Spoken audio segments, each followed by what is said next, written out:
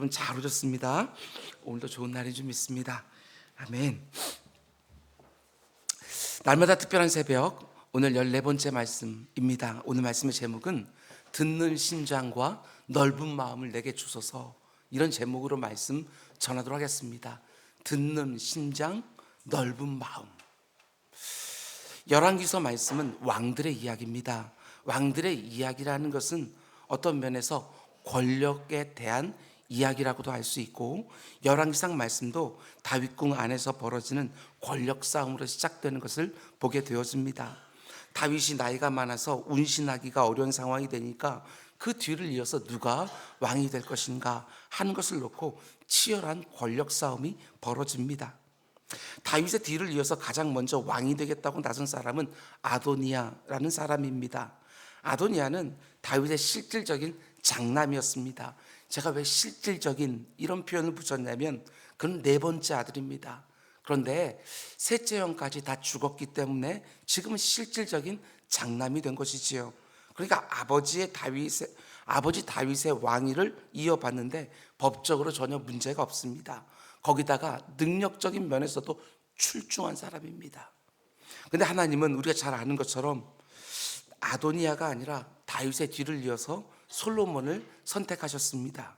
솔로몬은 다윗의 10번째 아들입니다. 법적인 자격을 따지면 왕이 되기 어려운 순번이지요. 그것도 누가 낳은 아들입니까?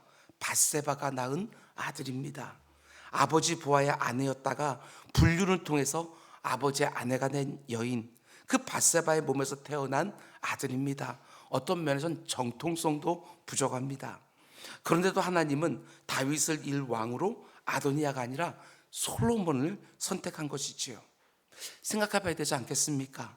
그러면 하나님은 왜 법적으로도 실력적으로도 충분히 자격을 갖춘 아도니아가 아니라 여러 면에서 부족해 보이는 솔로몬을 왕으로 삼으셨을까? 하나님의 주권적인 선택입니다. 그래서 우리가 그 이유를 잘 알 수는 없습니다. 그러나 성경 전반을 볼 때 이거 하나는 틀림없습니다.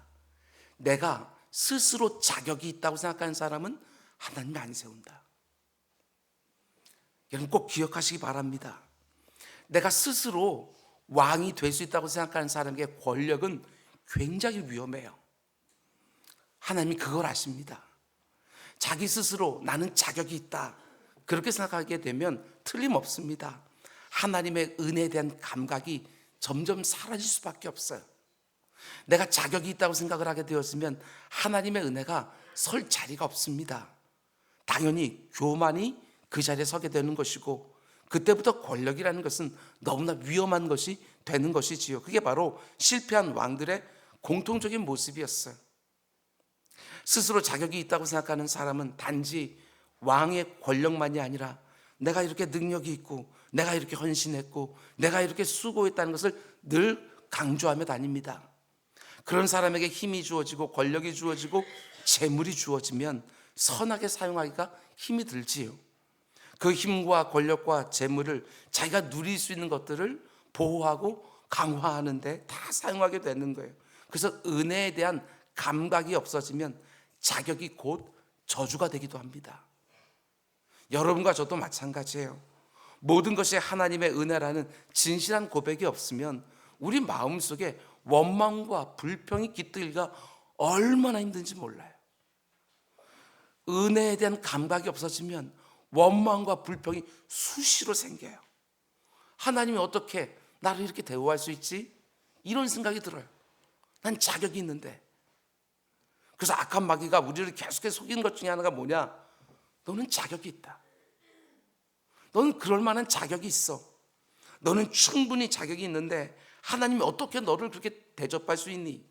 사람들이 어떻게 너를 그렇게 대할 수 있니? 사탄이 그렇게 속이는 거예요.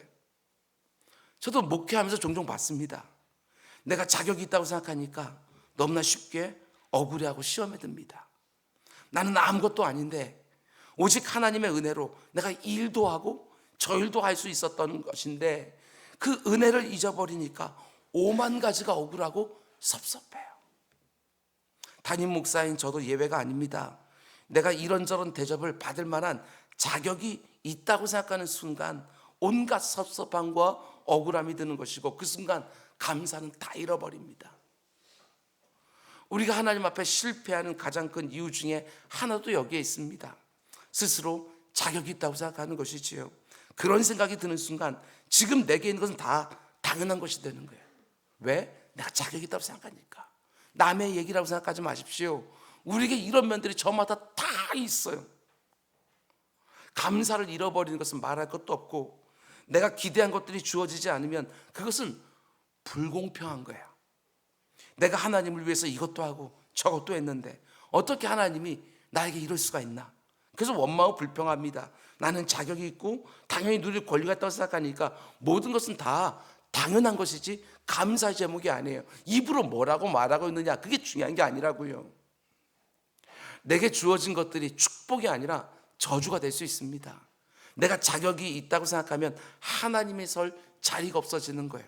그래서 오늘 본문에 나오는 아도니아의 모습을 보면 스스로 왕이 될 계획을 착착 진행해 가면서도 이스라엘의 왕인데 하나님에 대한 이야기를 그가 한 번도 하지 않습니다.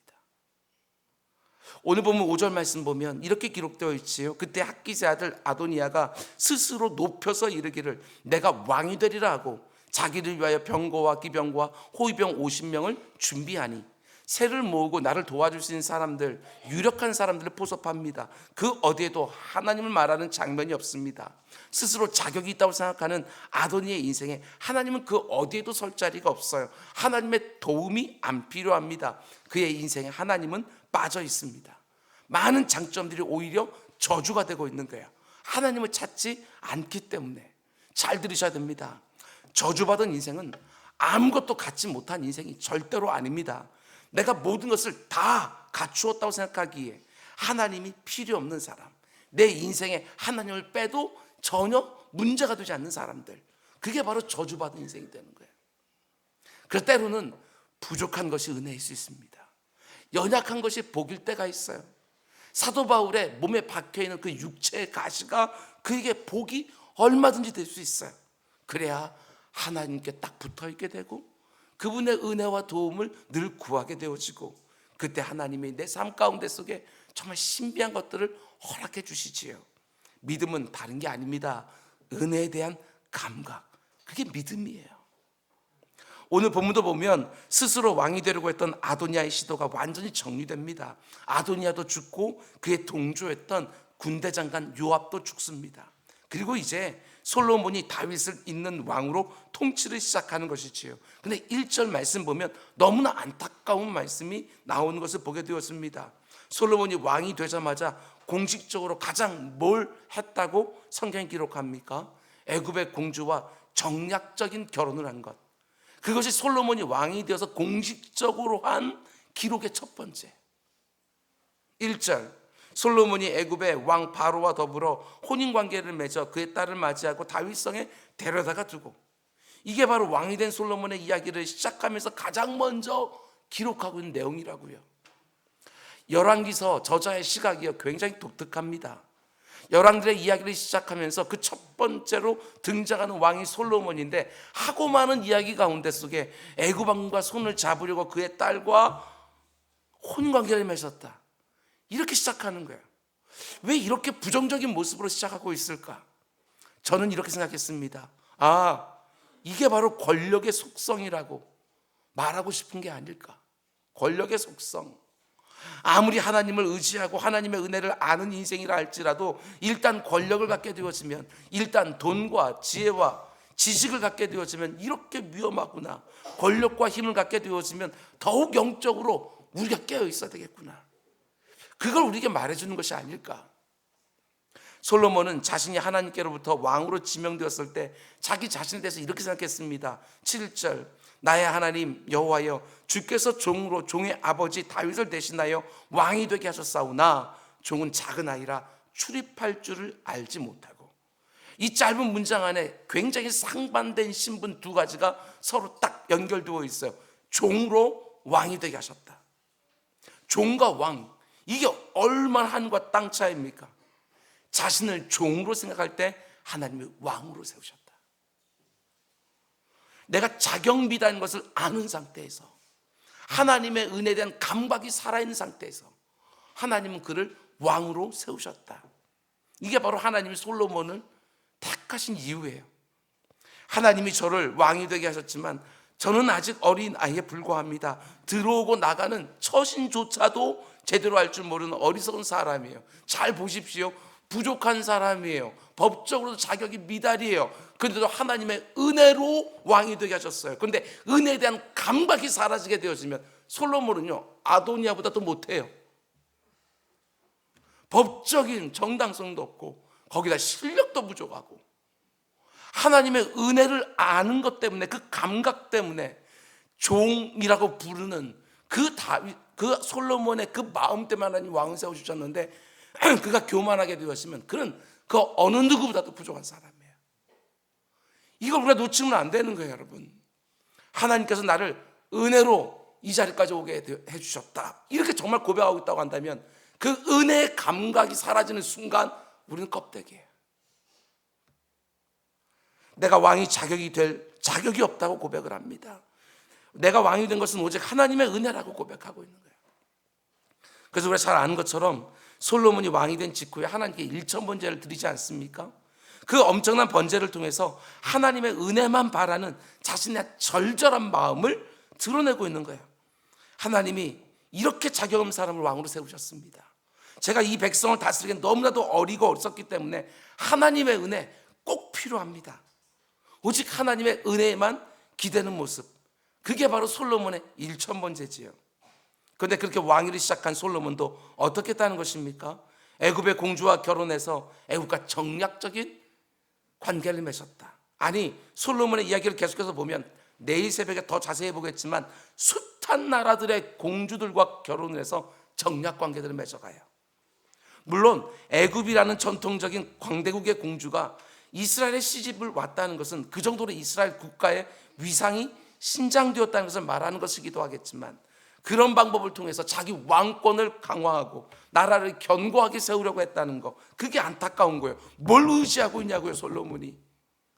그게 바로 권력에 대한 열왕기서 저자의 시각이지요. 은혜의 감각은 점점 사라지게 되어지고 내게 있는 권력을 의지해서 인간적인 방법으로 자신의 삶을 영위하려고 하는 거. 권력은 자신을 종이라고 여기고 작은 아이라고 여길 정도로 겸손하게 했던 솔로몬에게조차 위험한 것이었다. 그걸 말해줍니다.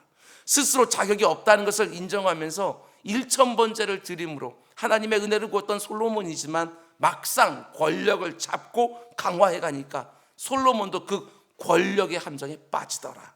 그걸 말하는 것이지요. 여러분과 저는 말할 것도 없습니다. 하나님, 저한테 힘을 주십시오. 저한테 지위를 주십시오. 저한테 재물을 주십시오. 그러면 하나님을 위해서, 이웃들을 위해서 정말 제대로 한번 사용해 보겠습니다. 그럼 어떻게 장담할 수 있어요?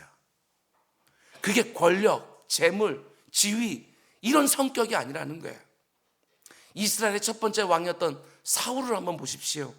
이스라엘의 왕으로 처음 지명되었을 때 사울은 자기가 그 일을 감당할 수 없다고 생각했습니다. 그 사람들이 자기를 왕으로 세우려고 사울을 찾는데요, 안 보이는 거예요. 짐 보따리 사이에 숨어서 안 나와요. 나는 그런 자격이 없습니다. 사울 역시 그 정도로 겸손했던 사람입니다. 거기다 용모까지 출중했다. 성경은 말합니다. 다른 사람보다 키가 머리 하나는 더 컸다. 사람들 사이에 쑥 들어가 있어도요, 사울이 눈에 확확 띄어요. 그런 사람이었어요. 거기다 겸손하기까지 했다. 처음에 사울은 그런 사람이었습니다. 나는 자격이 없습니다. 근데 권력이라는 것이 얼마나 매섭게 그의 영혼을 망가뜨렸는지 어느 순간부터 나 외에는 그 어느 누구도 왕이 되어서는 안 된다 생각합니다. 그래서 자기 왕권의 위협이 된다고 생각하는 사람이라면 다 죽이려고 하지요. 자기 사위였던 다윗의 영향력이 커지니까 그를 제거하기 위해서 무려 10년이 넘게 쫓아다녀요. 도망다니는 다윗을 도왔다는 이유로 제사장 85명을요 한날에 다 죽여요. 심지어 다윗을 보호하려고 했던 자기 아들 요나단까지 죽이려고 단창을 던집니다. 그 겸손했던 사울왕이 너무나도 포악하고 잔인한 사람으로 변해버렸어요. 근데 그게 바로 권력의 속성이라는 거예요. 사람이 힘을 가지면 그 힘이 그 사람을 변질시킬 때가 얼마나 많은지 모릅니다. 권력의 맛을 아는 순간 그 권력 속에 들어있는 악이 그 사람에게 영향을 미치기 시작하는 거예요. 그게 바로 내가 자격이 있다고 생각하는 순간 일어나는 일이라는 것입니다. 권력 자체가 악이니까 그리스도인은 그 어떤 권력도 가지면 안 된다, 그런 말을 하는 것이 절대로 아닙니다. 권력이라는 것은 반드시 은혜 안에 갇혀 있을 때만 복이 되었습니다. 그 얘기를 하는 거야. 오늘날 여러분과 저에게는 이 왕의 권력과 상관이 없다고 생각하지만 오늘날은 그렇지 않습니다. 돈이 권력이고 지식이 권력이고 지위가 다 권력이에요. 반드시 그 모든 것들은 하나님의 은혜 안에 통제를 받아야 된다, 이 말씀을 드리는 것이지요. 너에게 있는 그 힘 있는 자리가 주어지고 너에게 재물과 능력이 주어진 것은 네가 가진 자격 때문이 아니라 철저하게 하나님의 은혜 때문이라는 것을 절대로 너 잊어서는 안 된다. 그 사실을 열왕기서 저자가 강조해서 보여주기 위하여 솔로몬의 기록을 쓰면서, 아니 열왕들의 기록을 시작하는 그 첫 번째 시간에 거기다가 애굽의 공주들과 전략적인 관계를 맺었다, 이렇게 기록하고 있는 거야. 은혜에 대한 감각이 사라지면 자격이 있다고 스스로 생각하게 되어지고, 그때부터 내게 주어진 권력과 재물과 가장 좋은 것들은 복이 아니라 저주가 된다. 솔로몬이 왕으로 있는 동안 자격과 은혜 사이를 왔다 갔다 합니다. 자격과 은혜 사이. 나는 자격이 있다고 생각하면서 세상 방법으로 자기의 왕권을 강화하고 수단 방법을 가리지 않고 자기를 높이다가도 또 어떤 때는 하나님 앞에 겸손하게 나아가서 무릎 꿇습니다. 자격과 은혜를 막 왔다 갔다 하는 거예요. 우리의 모습과 정말 비슷하지 않습니까? 솔로몬의 그런 모습을 보여주기 위하여 열왕기에서 저자는 오늘 본문에도 의도적으로 그 두 모습을 연결해서 기록해 놓았어요. 1절에서는 애굽과 정략적인 결혼을 했다, 이렇게 말하고 곧바로 이어지는 구절들을 보면 하나님 앞에서 그가 1000번제를 드렸다, 이걸 연결해 놓았어요. 우리가 그런 인생이라는 거예요. 열왕기서 저자는 솔로몬이 왔다 갔다 하는 모습을 연달아 보여주면서 권력의 올바른 방향이 어디로 향해야 되는지 그걸 우리에게 보여주는 거예요. 권력의 올바른 방향은 반드시 섬김을 향해야 된다, 이 얘기를 하고 있는 거예요. 섬김. 솔로몬이 왜 1000번제를 드리면서 하나님의 은혜를 구합니까? 그 이유가 뭐예요? 1000번제를 드린 이유, 8절과 9절. 주께서 택하신 백성 가운데 있나이다. 그들은 큰 백성이라 수요가 많아서 셀 수도 없고 기록할 수도 없으니 누가 주의 이 많은 백성을 재판할 수 있사오리까? 듣는 마음을 종에게 주사 주의 백성을 재판하여 선악을 분별하게 하옵소서. 1000번제를 드린 이유가 자기를 위해서가 아니에요. 백성들을 위해서예요. 백성들 더 잘 섬기기 위해서 지금 1000번제를 드리고 있는 거예요. 백성들을 잘 섬겨야 되는데 나는 작은 아이에 불과하다고, 나는 자격이 없다고, 나는 어리석고 어리다고, 그러니 내게 은혜를 베풀어 주십시오 하고 1000번제를 드리고 있는 거야. 1000번제를 드리면서 그 모든 방향에 나를 향하고 있는 것이 아니라 섬김을 향하고 있다.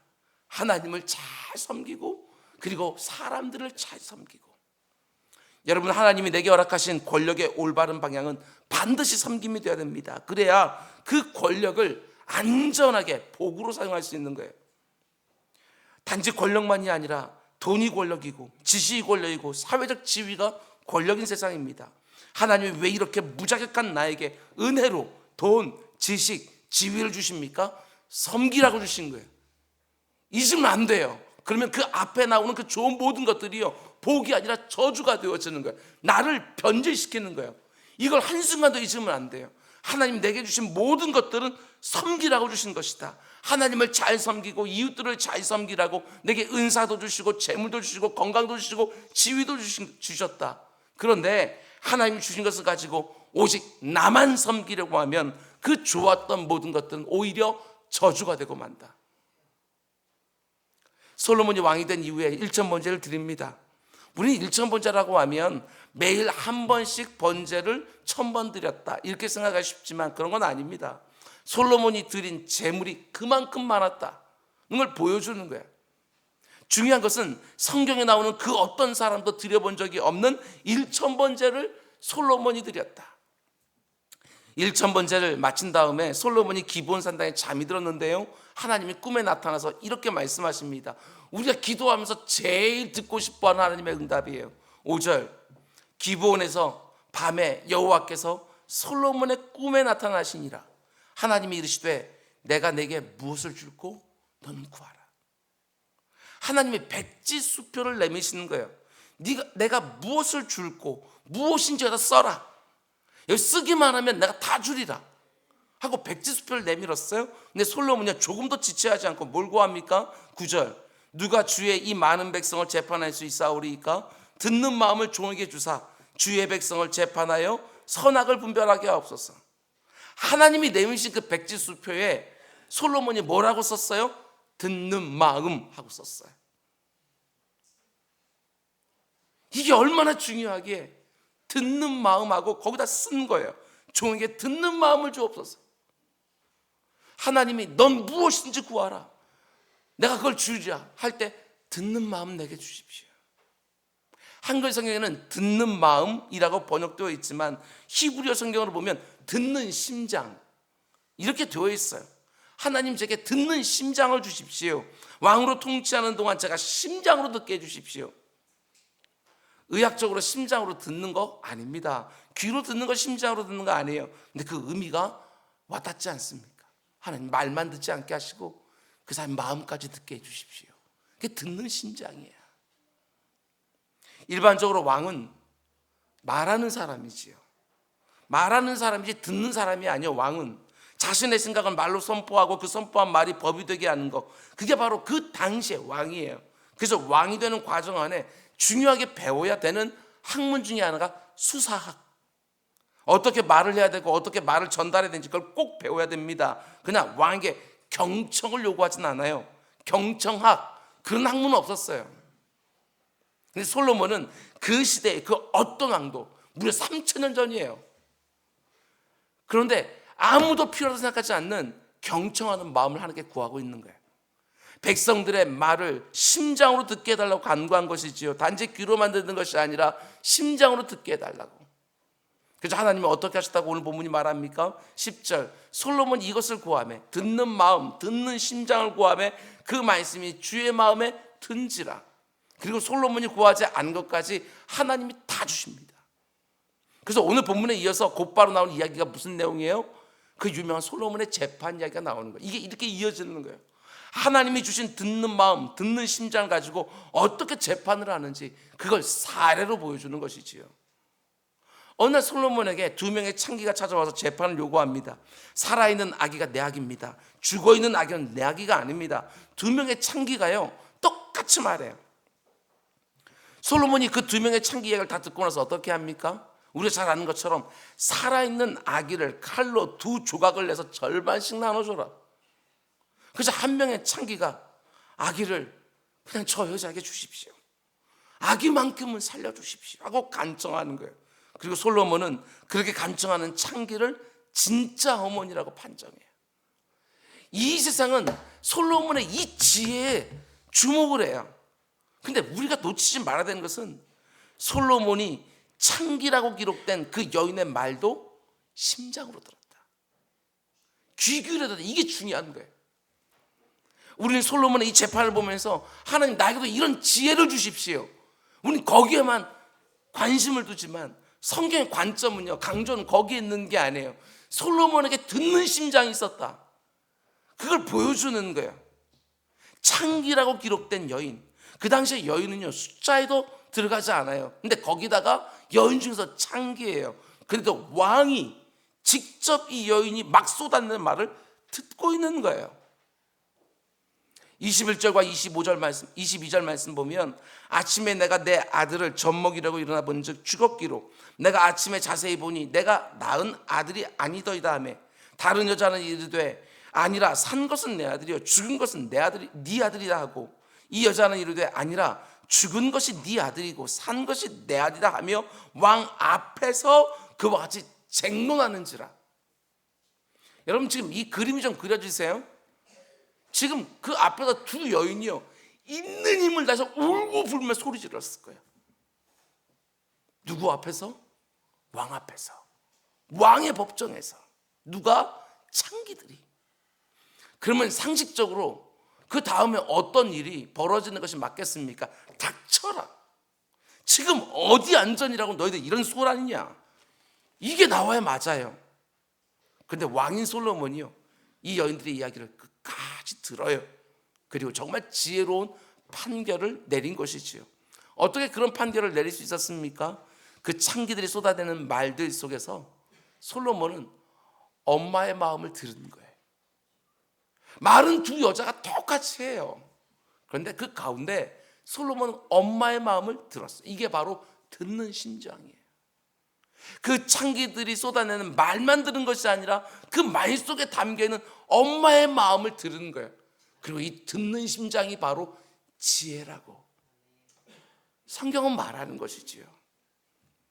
그 사회의 권력 구조에서 가장 높은 위치에 있는 왕이 가장 낮은 위치에 있는 창기들의 소리를 들어요. 듣는 심장으로. 우리들 관계들 가운데 속에 이런 듣는 심장이 있으면 우리들 관계가 얼마나 복될까, 이런 생각이 드는 거예요. 그 사람의 말만 듣는 것이 아니라 심장으로 그 사람 마음까지 듣는, 그게 왕이 되어질 때, 그게 교회 리더십이 되어질 때, 그게 가족 가운데 속에 이루어질 때 우리의 관계들이 어떻게 변하겠는지 무감각하게 듣지 마시고 나에게 이 듣는 심장이 있는지 한번 점검해 보시라고요. 이 듣는 심장이 없으니까 그저 별말 아닌 건데도 거기서 5만 가지 문제가 생길 때가 얼마나 많은지. 솔로몬은 듣는 왕이었습니다. 그리고 그때 하나님이 가장 기뻐하셨습니다. 하나님이 듣는 솔로몬을 가장 기뻐하셨고, 그리고 그때 솔로몬은 가장 지혜로웠다. 성경이 말하는 지혜는 들음에서 오는 것입니다. 들음에서. 수직적으로는 하나님의 말씀을 듣는 것입니다. 그래서 무엇이 옳고 그른지 그 판단 기준을 오직 하나님의 기준에 맞추는 것, 그게 바로 수직적인 듣는 데서 오는 지혜라고 말하는 거예요. 동시에 수평적으로 이웃의 소리를 심장으로 듣는 것입니다. 심장으로. 수직적으로 듣고 또 수평적으로 듣고, 이 두 가지 들음이 여러분과 저에게 다 필요한 거예요. 성경은 하나님의 음성을 들을 때 믿음이 생기고 자라고 견고해진다고 말합니다. 틀림없습니다. 하나님의 말씀을 들을 때 우리의 믿음이 시작되어지는 것이고, 그 믿음을 들으면서, 그 말씀을 들으면서 사는 것이 신앙 생활이 되는 것이지요. 근데 그게 전부가 아닙니다. 하나님의 음성을 분명히 듣고 기준을 명확하게 분별했다고 말하면서도 다른 사람들에 대한 이해가 부족하고 공감 능력이 부족하면 어떻게 되어지느냐, 잘 들으셔야 됩니다. 내가 들은 하나님의 음성이 다른 사람들을 공격하는 무기가 되기가 얼마나 쉬운지 몰라요. 수직적인 들음만 있으면 그 들음만 가지고 다른 사람들을 공격하고 정죄하기가 너무너무 쉬운 거예요. 제가 목회를 이만큼 하고요, 이제 나이도 50대 중반이 되어가니까 그 가운데 속에 스스로 깨닫는 자각 중에 하나, 솔직히 말하면 회개 중에 하나, 하나님을 아는 데에는 정말 애를 썼는데 사람들을 아는 데에는 그만큼 애를 못 썼구나. 여러분, 그게 너무나도 아쉬워요. 물론 나이의 연소함도 있었겠지만 하나님의 말씀만 붙들고 있었지, 그 가운데 그 말씀을 붙들고 가서 사람들을 아는 데에는 너무나도 부족했다, 이런 마음이 드는, 그래서 어려웠구나. 그것이 그래서 가정생활도, 그래서 목회생활도, 그래서 관계에서도 그렇게 어려웠던 것이 아닌가, 이런 생각이 드는 거예요. 사람에 대한 이해, 수직적인 말씀만 들으려고 했지 수평적인 말씀을 심장으로 듣는 거, 이게 너무너무 부족했던 거예요. 반대로 하나님의 음성은 전혀 듣지 아니하고 다른 사람들의 말에만 귀 기울이는 사람이 또 얼마나 많은지 몰라요. 하나님의 말씀에 귀를 안 기울이고 다른 사람들의 말에만 귀를 기울이니까 어떻게 되어집니까? 옳고 그름에 대한 기준이 없는 거예요. 그러니까 사람들의 말에 휘둘려요. 하나님이 가증스럽게 여기는데 그게 맞는 줄 알아요. 왜? 수평적인 들음만 있으니까. 그래서 수직적으로 듣고 수평적으로 듣는 이 두 가지가 우리에겐 다 필요해요. 건강한 믿음이라는 것은 반드시 하늘의 소리와 땅의 소리 둘 다 들어야 되는 거예요. 그래서 우리가 믿는 기독교는요, 보는 종교만이 아니라 듣는 종교다. 우리 주님이 친히 자신을 가리켜서 말씀이라고 말씀하지 않으셨습니까? 태초에 말씀이 계시니라, 이 말씀이 하나님과 함께 계셨으니 이 말씀 곧 하나님이시라. 하나님의 말씀에 귀를 열고 살아가는 것, 그게 바로 우리 기독교 신앙의 본질이에요. 언제나 말씀으로 찾아오시는 하나님을 향해서 민감한 귀를 가지고 늘 들으며 살아가는 것, 그게 바로 신앙생활의 본질이에요. 그런 면에서 신앙생활을 잘한다 하는 것은 다른 것이 아닙니다. 하나님의 말씀에 늘 귀를 기울이고 동시에 다른 사람들의 말에 사랑으로 반응하며 살아가는 것, 그게 바로 신앙생활을 잘하는 거예요. 다시 한번 말씀드립니다. 하나님을 향해 늘 귀를 열고 그 가운데 하나님의 뜻이 무엇인지를 늘 분별하며 살아가는 것, 동시에 다른 사람들의 말을 심장으로 들으면서 사랑으로 반응하는 것, 이게 바로 성숙한 믿음이에요. 믿음은 들음에서 나는 것이고, 들음은 여러분과 제가 지혜롭게 이 땅을 살게 만들어주는 너무나도 중요한 항목입니다. 하나님께 지혜를 달라고 우리가 얼마나 간구를 합니까? 그런데 하나님의 말씀을 잘 들으려고 하지 않습니다. 지혜를 달라고 구하면서도, 지혜를 달라고 구하면서도 다른 사람들의 말을 심장으로 듣지 않습니다. 사랑으로 반응하지 않습니다. 그러니 지혜로울 수가 없지. 한 장 넘어서 4장 말씀을 보면 솔로몬이 하나님께 듣는 심장을 구했다는 이야기가 이렇게 끝을 맺습니다. 29절 30절. 하나님이 솔로몬에게 지혜와 총명을 심히 많이 주시고 또 넓은 마음을 주시되 바닷가의 모래같이 하시니 솔로몬의 지혜가 동쪽 모든 사람의 지혜와 애굽의 모든 지혜보다 뛰어난지라. 여러분, 하나님은요 솔로몬에게 지혜와 총명만 주신 게 아니에요. 지혜와 총명과 함께 넓은 마음을 바닷가의 모래처럼 가득 주셨다고 말하고 있어요. 바닷가에는 모래사장만큼이나 커다란 크기의 듣는 심장을 주셨다. 희선은 얼마나 부러운지 모르겠어요. 저는 이 부분이 너무 큰 은혜가 되었습니다. 왜 하나님이 솔로몬에게 지혜와 총명을 주시면서 넓은 마음까지 함께 주셨을까? 생각해 보십시오. 지혜와 총명이 많으면 많을수록요 독선적인 사람이 되기가 쉬워요. 지혜와 총명이 많으면 많을수록 내가 가장 옳고 내가 기준이라고 생각하니까 너무나도 쉽지요. 지혜와 총명이 많은 사람일수록 다른 사람들의 이야기를 안 듣기가 쉬운 것이지요. 그래서 하나님이 넓은 마음까지 함께 주시는 거예요. 오늘 이 자리에 내가 그래도 지혜롭다, 총명이 있다 이렇게 생각하는 분 계셔요? 거기서 그치면 안 돼요. 그러니까 내가 독선적이 될 수 있다 생각하셔야 돼요. 그러니까 내가 늘 맞다고 스스로 생각한다. 다른 사람들이 틀렸고 넓은 마음까지 구하셔야 돼요. 이 새벽에 꼭 구하십시오. 지혜가 많은 사람일수록 반드시 다른 사람들의 마음을 헤아리는 커다란 심장이 필요해요. 지혜가 많은 사람일수록 듣는 심장, 넓은 마음이 없으면 나에게 있는 지혜와 총명을 가지고 다른 사람들 정죄하고 공격하기가 너무나 쉬워지는 것이지요. 그래서 하나님이 지혜와 총명과 함께 넓은 마음까지 함께 주시는 거예요. 우리 교회가 듣는 심장을 가진 교회가 되기를 원합니다. 우리 교회가 넓은 마음을 가진 사람들이 많이 있기를 원합니다. 모래사장처럼 넓은 듣는 심장을 가진 사람들. 믿음은 다른 게 아닙니다. 하나님의 음성을 귀담아 듣고 그 음성으로 선악을 분별하는 것이고, 그리고 이웃의 소리를 심장으로 듣고 사랑으로 반응하는 거예요. 내 곁에 있는 사람들의 마음에 있는 소리까지 듣고 용납하고 포용하고 받아내는 거예요. 그때 여러분과 저의 믿음은 이 세상을 품고 사람들을 치유하는 믿음이 되어지는 거예요.